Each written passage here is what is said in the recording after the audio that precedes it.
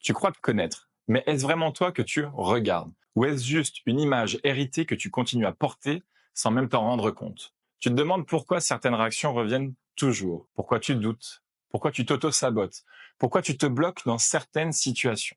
La réponse est simple, parce que tu crois être toi vient de bien plus loin que de toi. Aujourd'hui, on va voir comment ton identité s'est construite concrètement.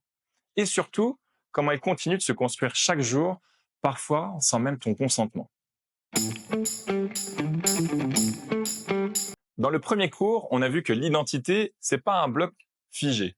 C'est une construction, un empilement d'expériences, de croyances et même de projections. Dans ce deuxième temps, on va plonger dans les fondations, tes premiers repères, tes figures d'attachement, tes empreintes émotionnelles et surtout la puissance de la répétition. Car une identité, ça ne se déclare pas, ça se fabrique et souvent à ton insu. Et ce que tu as intégré sans filtre jusqu'à l'âge de 6 ans peut encore aujourd'hui conditionner tes choix. Dès l'enfance, on se demande tous, qui suis-je?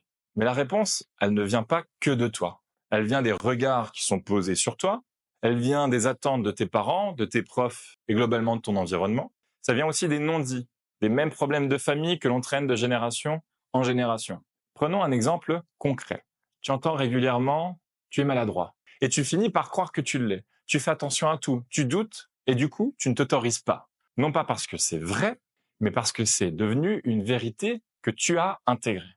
Et plus cette idée a été répétée encore et encore, plus elle s'est ancrée en toi. Alors un mot, un regard, un silence répété, et voilà comment se construit la trame invisible de ton identité. Et ça continue encore aujourd'hui. Chaque message que tu reçois, au travail, en couple, sur les réseaux, peut renforcer ou même affaiblir cette image que tu as de toi-même. Le cerveau adore les boucles connues, même si elles sont douloureuses, même si elles te limitent. Tu répètes ce que tu connais, pas parce que c'est juste, mais parce que c'est simplement familier. C'est pour ça qu'un changement profond commence toujours par conscientiser ce que tu portes et se demander simplement qu'est-ce que j'ai intégré sans le choisir? Qu'est-ce que je peux enfin remettre en question? Tant que tu continues de dire je suis comme ça, tu te condamnes à rester bloqué. Mais dès que tu réalises que ton identité est vivante, évolutive et surtout modulable, tu récupères un pouvoir énorme, celui de te repositionner librement. Tu récupères le pouvoir d'être qui tu veux, quand tu veux et surtout où tu veux. Passons maintenant à l'exercice numéro 2, ta ligne du temps identitaire. L'objectif ici, ça va être de visualiser l'origine de ton image de toi pour en reprendre la responsabilité. Alors, télécharge la fiche Histoire et projection. Retrace ta ligne de vie et pose-toi les questions suivantes. Quelles figures d'attachement t'ont marqué? Quels messages ont été forts, répétés et impactants jusqu'à aujourd'hui? Comment ces messages influencent encore ta manière de te voir aujourd'hui? Et choisis une phrase, un regard, un souvenir qui t'a marqué. Partage-le dans la communauté avec le hashtag ancrage identitaire. Et commente un autre post et tu vas voir, souvent, une histoire va faire écho à la tienne.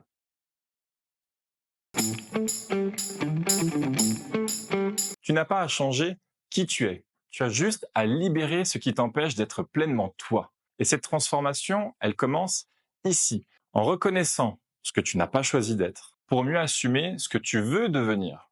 Tu n'es pas condamné à rejouer ton passé. Tu peux le reprogrammer avec conscience. Et c'est ce qui va te permettre d'aligner ton rôle de père, ton rôle d'entrepreneur et ton équilibre intérieur. Et ça de manière beaucoup plus naturelle. Alors passe à l'action. À toi de jouer.